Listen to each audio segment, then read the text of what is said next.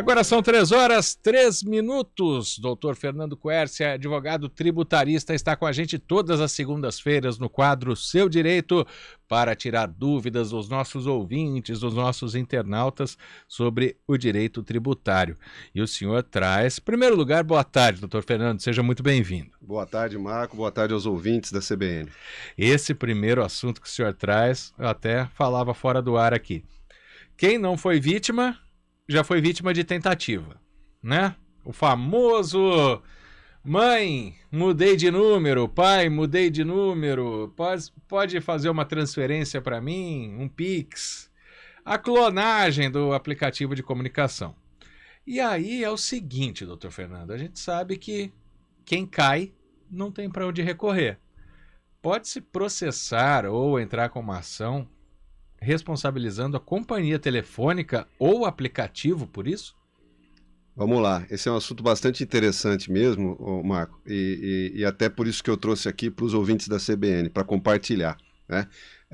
Recentemente, houve uma decisão no Tribunal de Justiça, onde o responsável pelo aplicativo, né, na verdade a empresa que é dona do aplicativo, ela foi condenada a pagar uma indenização por danos morais por conta do aplicativo ter sido clonado. Então veja só, você, na sua pergunta você falou sobre a companhia telefônica e a empresa que é responsável pelo aplicativo de mensagem. A companhia telefônica ela não tem responsabilidade, ela não tem como ter responsabilidade nisso, né? Porque essa questão é uma questão de segurança do próprio aplicativo. E esse caso foi um caso bastante interessante, por quê? Porque na primeira instância, o juiz ele considerou que a ação não deveria prosperar. Por quê? Porque a pessoa, o proprietário do telefone, ele deixou de ativar o sistema de segurança de 2 etapas, né? Você sabe que o aplicativo ele tem aquele sistema de segurança que você pode aplicar de 2 etapas. Inclusive, já aconteceu isso comigo, você estava falando. Comigo, houve a tentativa de clonagem do meu aplicativo, porém eles só não conseguiram porque eu tenho um sistema de dupla verificação. Então, assim, eles puxaram o meu aplicativo para uma outra linha, levaram ele embora, só que não conseguiram entrar nele e dar continuidade. Aí eu tive que resgatá-lo, né? Então, mas nesse caso, a pessoa, ela entrou com a ação e queria que o responsável, a empresa que é dona do aplicativo, pagasse pelos danos morais. E como eu disse, numa primeira instância, o juiz ele negou, né, dizendo que a pessoa deveria ter colocado no aplicativo lá o sistema de 2 etapas. Pois bem, aí o advogado da pessoa, ele disse o seguinte, veja só, esse sistema ele não me daria garantia de que não existe uma prova concreta de que se eu tivesse o sistema de 2 etapas, eu estaria seguro. E a empresa não provou isso também, né? E esse julgamento foi para o tribunal e o tribunal reverteu esse julgamento em favor da pessoa, dizendo o seguinte, em primeiro lugar, esse sistema de 2 etapas, o aplicativo ele vende como sendo opcional. Então, certo. Se é opcional, a culpa é dele. Até ele fez o juiz, na segunda instância, ele fez uma coisa bastante interessante, que ele citou o seguinte exemplo.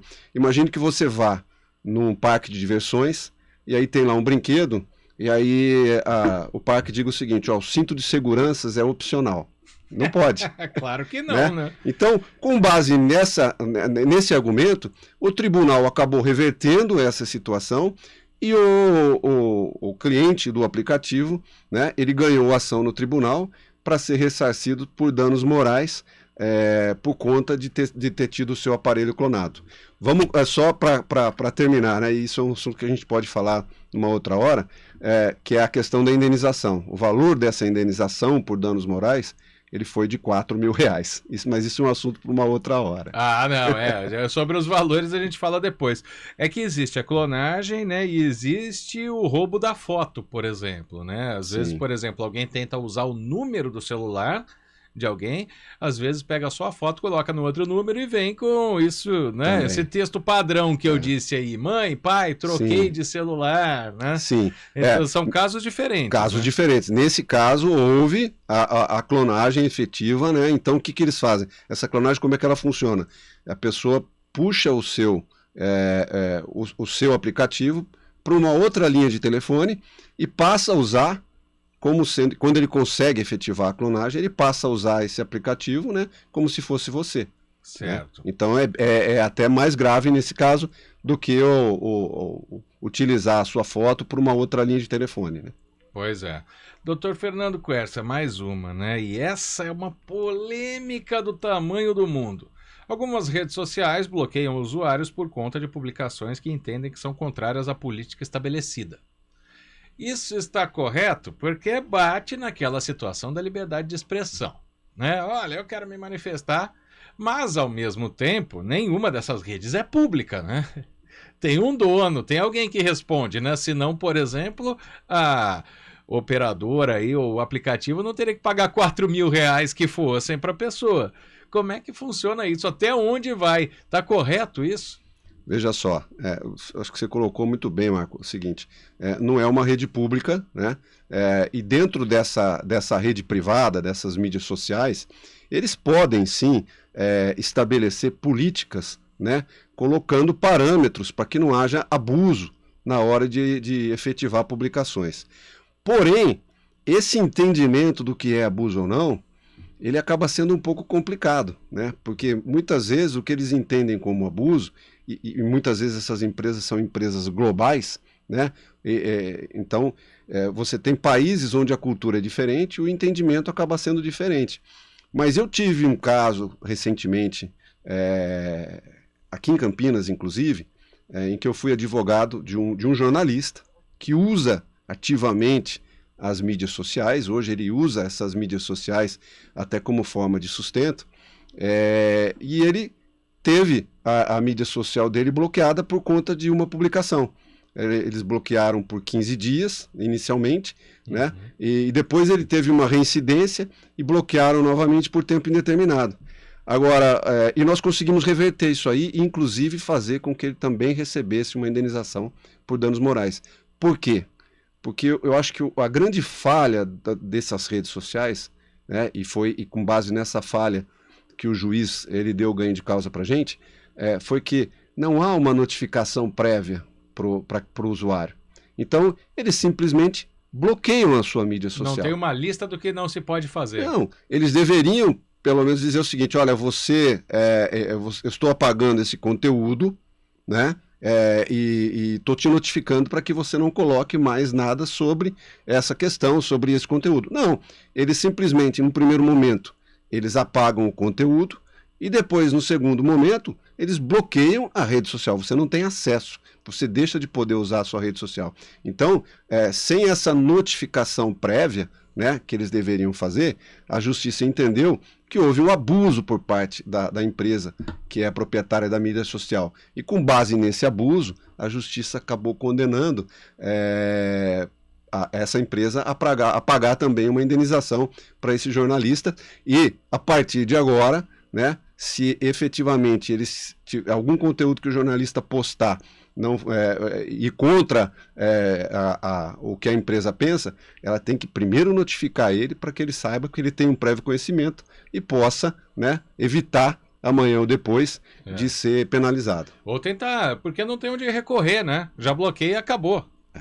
Você veja, hoje muita gente utiliza as mídias sociais, né, de forma a monetizar e ganhar dinheiro, né? Muita gente vive disso hoje, né? Então, eles não podem simplesmente bloquear o seu acesso, sem que você nem saiba efetivamente o que eles acham ou deixam de achar sobre determinado assunto, de uma maneira prévia. E é um caso que foi aqui do escritório do senhor, mas que pode ter uma mudança nessa lei de segurança na internet também, né? Porque ainda não há um padrão. São casos e casos que a justiça analisa. Não, ainda não há um padrão. Você veja, às vezes você consegue uma vitória não na questão efetivamente, como no caso nosso, não na questão efetivamente sobre, nós não estamos discutindo o conteúdo, se ele é ou não é passível de ser bloqueado, né? Mas sim a forma com que eles agiram, ou seja, você me notifica antes, me diga que esse conteúdo está contra o que a sua política, né? E aí eu ciente disso, eu posso me abster ou não de publicar, né? Mas se ciente disso eu continuar publicando, ok, aí eu vou sofrer as penalidades que vocês quiserem, mas sem notificar e sem eu ter conhecimento daquilo que você acha que é abuso ou não, fica difícil, né? Nossa, nessa época de eleição deve vir muito processo sobre isso, viu? Mas é um assunto para outra hora, viu, doutor Fernando Quercia? Também acho. Outro assunto que o senhor passou aqui, a gente vai trazer a semana que vem sobre a cobrança indevida de impostos.